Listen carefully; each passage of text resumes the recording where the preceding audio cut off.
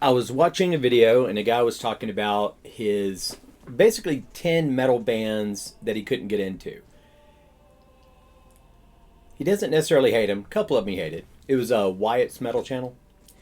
And I've never watched a video of his before, and I really thought that was funny. I was like, you know what? I don't really talk about bands I don't like. So, today I'm going to talk about 10 bands that I just couldn't get into.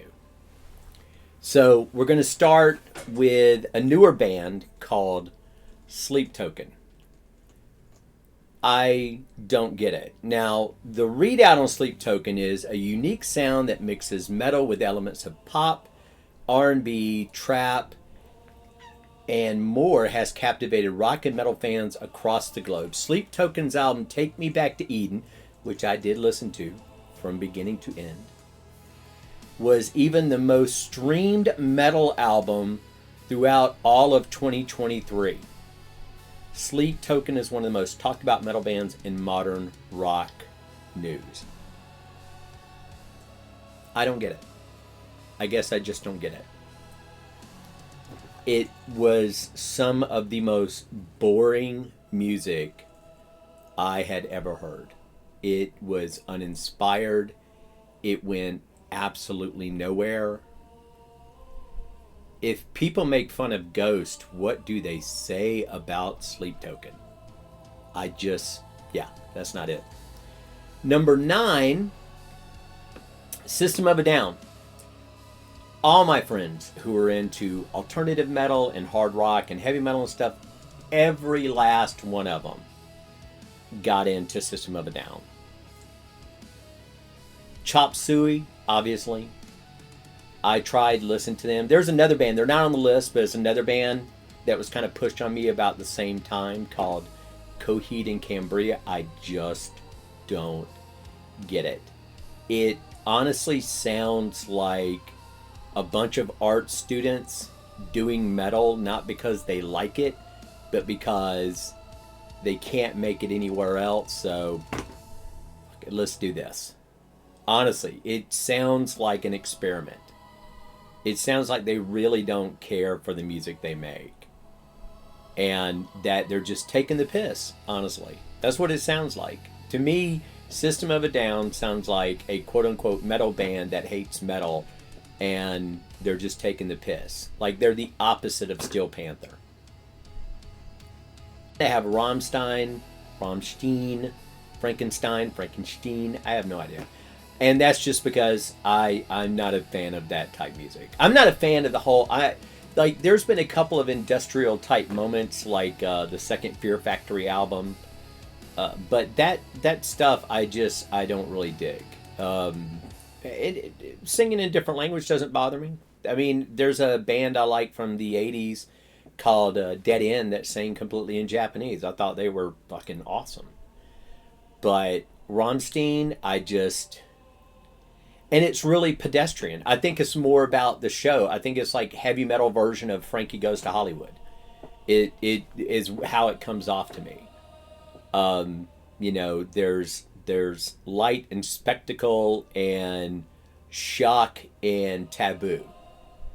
Yeah, and it's German, so, whatever's taboo here is on the table there. So, what can you do? What do I have at number 7? Oh my God. Avenged Sevenfold. What the hell is it with this band? Now, granted, I'm an old guy. I'm in my mid-50s. I heard these guys back in the mid-2000s. And it was like backcountry and all that. And then I thought, well, maybe I'm just, and even though I was only in my 30s, I was like, maybe I just, they're a young band, they're not meant for me. But Mike Portnoy's into them. He played with them for 5 minutes. And I tried listening to their stuff, and I didn't get it. It sounded like something that was created at Hot Topic, which I know is probably the joke.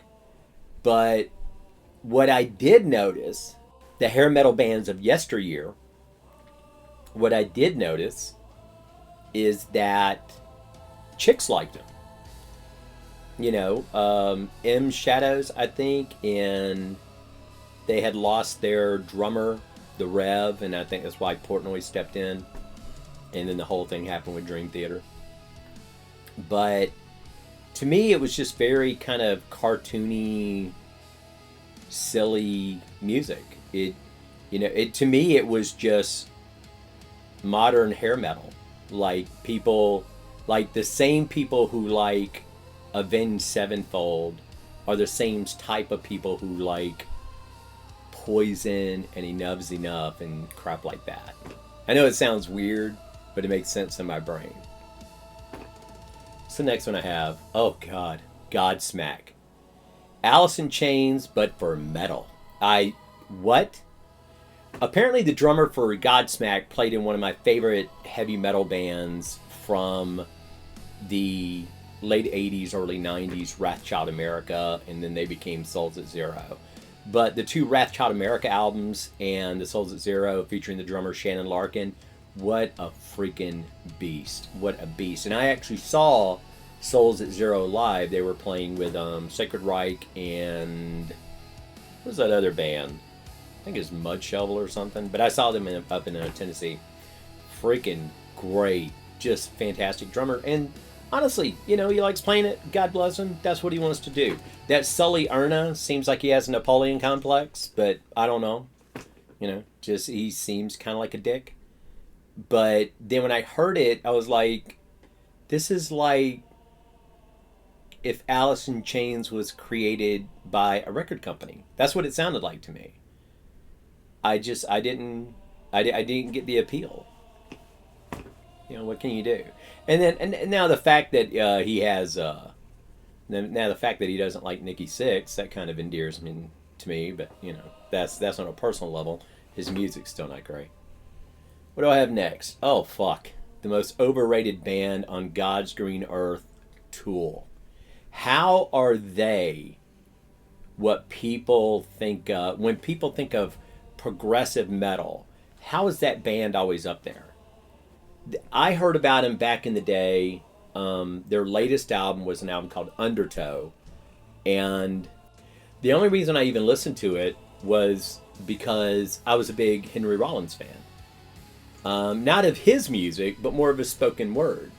I really liked his spoken word stuff. And they were like, yeah, Rollins does a kind of a reading, a kind of a spoken word bit in the middle of one of their songs. I was like, oh, I'll check that out. And I dug it, and then I thought the song was good. But, the songs that were the quote-unquote singles that MTV played all the time, Prison Sex and, what was the other one? Sober. It was, I don't know, it was like really lame to me. Like I don't get the progression. I don't. And I've literally listened to every album they've ever put out. Because it's one of those things where every now and then you see, like, you hear about a band, you're like, I should like that band. And then you, for whatever reason, you can't get into it. I don't get the Tool thing.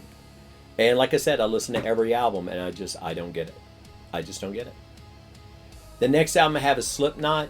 If you're a Slipknot fan, God bless you. My friends are Slipknot fans. They've seen them live multiple times.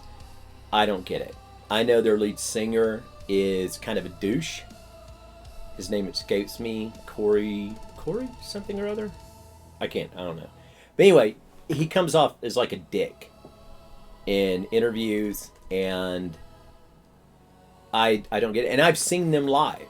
I've literally seen them live. I was asked to go to a show as part of a favor for someone to look after people who are going. And they were like, well, buy your ticket or whatever. And I was like, okay. And they were like, we just need you to look out for these little ones. And I was like, not a problem. I can do that.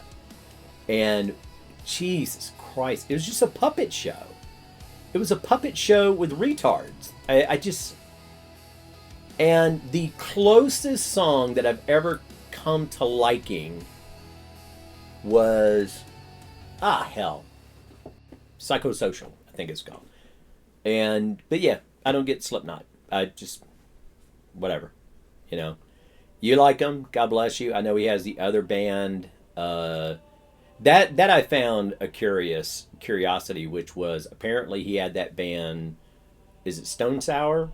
And then that was his band, and then they did Slipknot as a side project, and then it blew up, and now Stone Sour is a side project. Do I have that right? Stone Sour, this kind of like Nickelback wannabe band, which I don't know why you would go down that route, but who knows.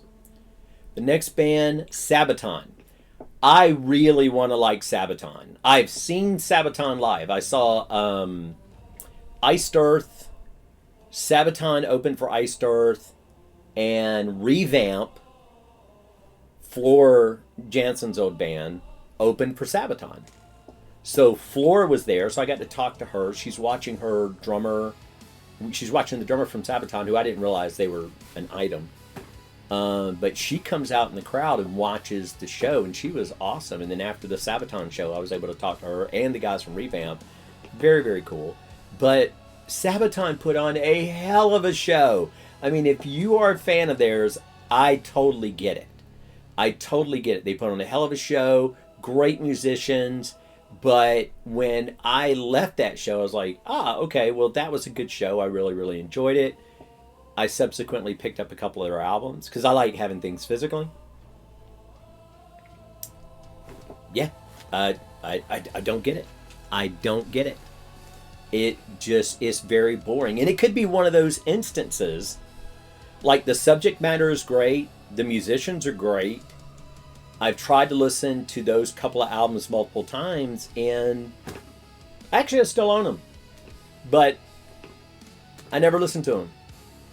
And I'll listen to their album, each album when it comes out, and I'm just like, yeah, that just doesn't trigger anything in here. All right, number 2 is Nirvana. And why I did this on this channel, it's most grunge.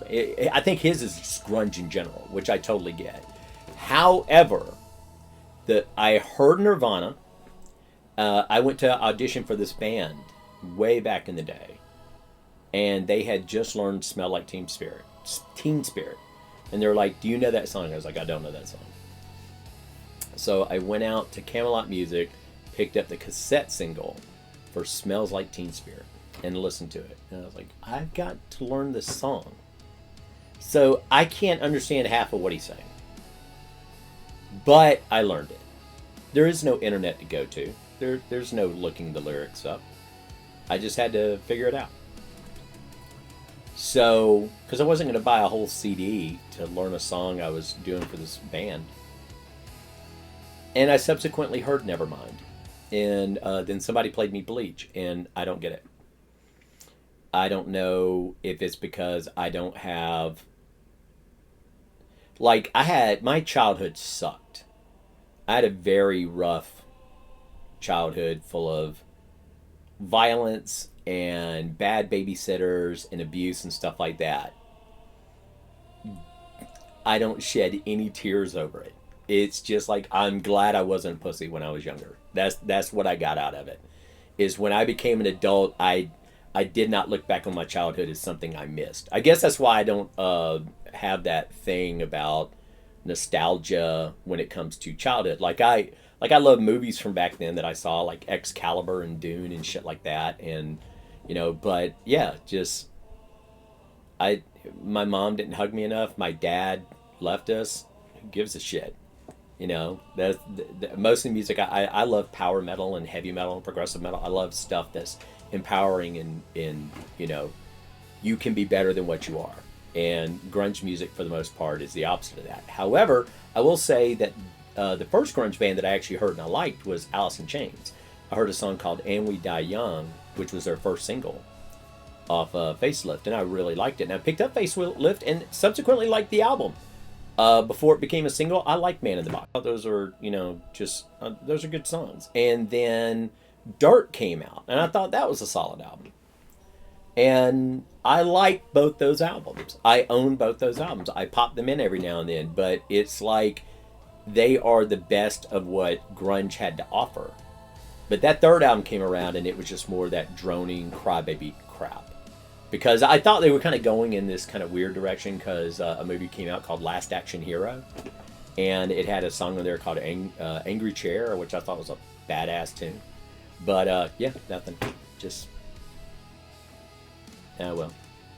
And number one.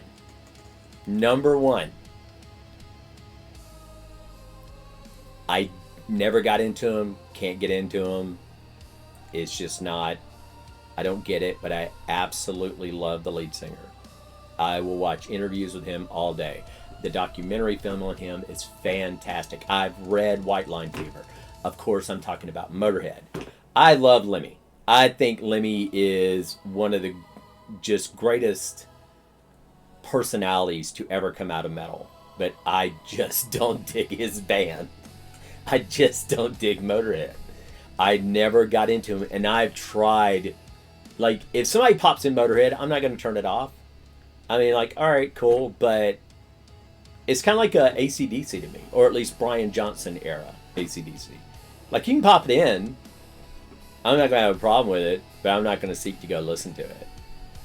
I feel very different about Bon Scott's AC/DC. But yeah, Motorhead's just one of those bands that just doesn't appeal to me. I'm a singer. I like bands who have great singers. Actually, Wyatt said this in his video, and I couldn't agree with it more.